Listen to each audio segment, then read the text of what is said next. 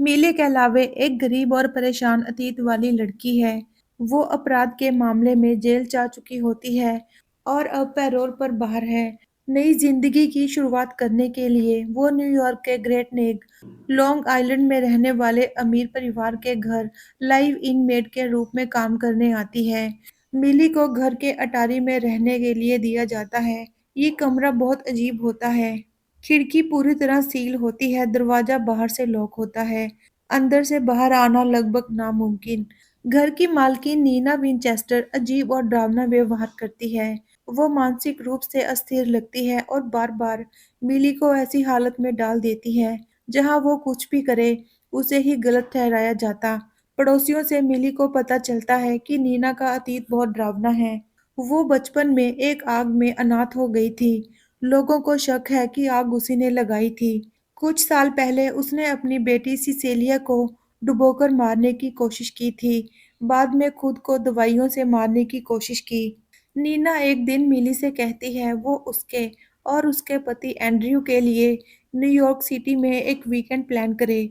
Broadway show के ticket और hotel book करे। मिली सब कुछ ठीक से बुक कर देती है, लेकिन बाद में नीना पलट जाती है। वो कहती है उसने ऐसा कुछ कहा ही नहीं और सारा खर्चा मिली की सैलरी से काटने की धमकी देती है।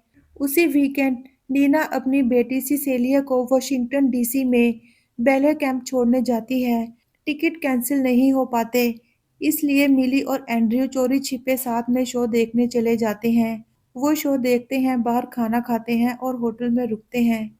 इसी दौरान मिली के फोन पर नीना के गुस्से भरे मैसेज आते रहते हैं, जिसमें वो मिली को नौकरी से निकालने की बात लिखती है। मिली एंड्रयू को दिखाने उसके कमरे में जाती है। एंड्रयू उसे दिलासा देता है और वहीं दोनों के बीच फिजिकल रिलेशन बन जाते हैं। जब वो घर लौटते हैं, तो नीना को शो का प्लेबिल मिल जाता है। भयानक झगड़ा होता है और एंड्रयू नीना को घर से निकाल देता है।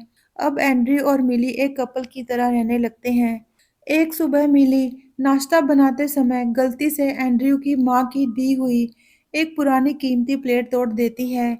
एंड्रयू कहता है कोई बात नहीं, ठीक हो जाएगी। मिली टूटे टुकड़े एक प्लास्टिक बैग में डाल देती है, लेकिन उसी शाम सब कुछ बदल जाता है। एंड्रयू मिली को अटारी वाले उसी कमरे में ले जाता है और उसे अंदर बंद कर देता है। अब कहानी का सबसे डरावना सच सामने आता है। नीना खुशी-खुशी घर छोड़ते हुए अपनी बेटी सिसेलिया के लिए एक चिट्ठी लिखती है, जिसमें वो अपना अतीत बताती है। नीना बताती है उनकी शादी के शुरू में एक छोटे से झगड़े के बाद एंड्रयू ने चालाकी से उसे अटारी वाले कमरे में बंद कर दिया था। एंड्रयू ने नीना से कहा बाहर निकलने के लिए उसे अपने सिर के 100 बाल जड़ सहित नोचने होंगे। फिर वो उसे सिर्फ 3 छोटी बोतल पानी देकर चला गया। नीना जब ये सब कर लेती है, तो एंड्रयू कहता है कि एक बाल में जड़ नहीं है। वो फिर से करने को कहता है। आखिरकार वो दरवाजा खोलकर नीना को पानी देता है। नीना पानी पीते ही बेहोश हो गई, क्योंकि पानी में नशीली दवा मिली हुई थी। एंड्रयू ने उसी हालत में सारा सीन ऐसा बना दिया जैसे नीना ने अपनी बेटी को मारने की कोशिश की हो और फिर खुदकुशी करना चाहती हो। नीना को मेंटल हॉस्पिटल भेज दिया जाता है, जहां वो सालों तक रहती है और मजबूरी में झूठा कबूलनामा देती है। घर का केयरटेकर एंजो सच्चाई समझ जाता है और नीना की मदद करना चाहता है, लेकिन एंड्रयू ने उसे भी रोक दिया। सबसे बड़ा ट्विस्ट यही है कि नीना ने जानबूझकर मिली को नौकरी पर रखा था। उसे पता था कि एंड्रयू मिली की तरफ आकर्षित होगा और उसे छोड़ देगा। नीना को ये भी पता था मिली पर पहले हत्या का केस लग चुका है। नीना को लगा कि मिली इतनी मजबूत है कि वो एंड्रयू जैसे दरिंदे का सामना कर सकती है। प्रेजेंट में कहानी फिर से आगे बढ़ती है। एंड्रयू मिली को सजा देने के मूड में होता है। वो मिली से कहता है उसने चीनी के बर्तन तोड़ दिए थे और उनके टूटे हुए टुकड़ों को बिना धोए छुपा कर रखा था, इसलिए उसे इसकी सजा मिलेगी। एंड्रयू ने उसे एक टूटा हुआ चीनी का टुकड़ा दिया और बहुत ही क्रूर मांग की। वो कहता है जितने टूटे हुए टुकड़े हैं, उतनी ही बार मिली को अपने पेट पर गहरे घाव करने होंगे। कुल 21 टुकड़े थे, इसलिए वो मिली को 21 बार खुद को काटने के लिए मजबूर करता है। एंड्रयू कहता है वो तभी उसे आजाद करेगा डर और दर्द में होने के बावजूद मिली ने अपनी जान बचाने के लिए उसकी बात मान ली। जब एंड्रयू कमरे में आया, उसे बाहर निकालने के लिए, तभी मिली मौका देखकर नीना द्वारा छिपाई गई चीफ नाइफ से उसकी गर्दन पर वार करती है। दोनों के बीच जबरदस्त संघर्ष हुआ। किसी तरह मिली ने उसे कमरे में बंद कर दिया। अब हालात पलट गए।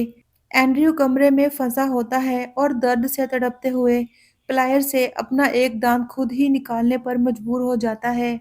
दूसरी तरफ मिली और ज्यादा चीनी के बर्तन तोड़ती है, जैसे वो उससे डर और गुस्से का बदला ले रही हो। इधर नीना घर छोड़कर हमेशा के लिए जाने की तैयारी कर रही होती है, लेकिन सिसेलिया उसे मिली को बचाने के लिए वापस लौटने को कहती है। नीना घर वापस आई तो उसे अटारी में लाइट जलती हुई दिखती है। उसे लगा कि मिली को वहीं बंद किया गया है। वो चुपचाप घर में घुसी और दरवाजा खोल दिया, लेकिन मिली उसे रोक नहीं पाती। अचानक एंड्रयू हमला कर देता है और नीना और मिली दोनों की जान खतरे में पड़ जाती है। थोड़ी देर के लिए लगता है कि मिली बचकर भाग गई। नीना साफ कह देती है अब वो एंड्रयू के साथ नहीं रहेगी। ये सुनकर एंड्रयू उसे मारने की कोशिश करता है। तभी मिली अचानक वापस आई और एंड्रयू को घुमावदार सीढ़ियों से नीचे फेंक दिया। नीचे गिरते ही एंड्रयू की मौत हो गई। एंड्रयू के मरने के बाद नीना ने पास पड़ा हुआ बल्ब नीचे गिरा दिया, जो गिरते ही टूट गया। इससे ऐसा दिखाया जाता है एंड्रयू झूमर की लाइट ठीक कर रहा था और गलती से गिर गया। नीना ये सब एक हादसे जैसा दिखाने की योजना बनाती है, जिसमें एंजो उसकी मदद करता है। पुलिस ऑफिसर जेसिका मामले की जांच करती है। उसे नीना की कहानी में कुछ गड़बड़ियां महसूस होती हैं, लेकिन जेसिका को पता था कि एंड्रयू की पहली मंगेतर क्या झेल चुकी थी और वो मंगेतर उसकी अपनी बहन थी। इसलिए सब कुछ समझते हुए वो जांच को आगे नहीं बढ़ाती। एंड्रयू के अंतिम संस्कार के बाद मिली वापस आती है। नीना उसे $1,00,000 का चेक देती है ताकि वो अपनी जिंदगी नए सिरे से शुरू कर सके और इस दर्दनाक अतीत से दूर जा सके। कहानी के अंत में मिली एक और घर में हाउसमेड की नौकरी के इंटरव्यू के लिए जाती है। वहाँ लिसा किल्फर नाम की महिला उससे मिलती है और कहती है उसे नीना ने रेकमेंड किया है। लिसा इशारों में बताती है उसका पति भी उसे परेशान करता है। ये सुनकर मिली बिना डर के बस एक सवाल पूछती है, मैं काम कब से शुरू कर सकती हूँ? यही से साफ हो जाता है मिली अब सिर्फ पीड़ित नहीं रही, अब वो उन औरतों की मदद करने के लिए तैयार है जो उसी दर्द से गुजर रही हैं। इसी के साथ इस कहानी का एंड होता है। आपको ये वीडियो कैसी लगी? हमें कमेंट करके बताएं। मिलते हैं अगली वीडियो में।